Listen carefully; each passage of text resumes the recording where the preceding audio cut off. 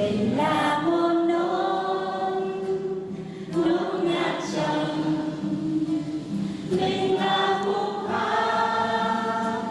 khúc hòa bình, mình là tuổi thơ với nụ cười. Một lúc về trong khúc hát hòa cùng nhau trong thế giới thật nhiệm màu. Lại lần nữa để chơi thuộc ạ. Dùng giai điệu, bây giờ chúng ta bắt đầu nhé. 2, 3. Mình là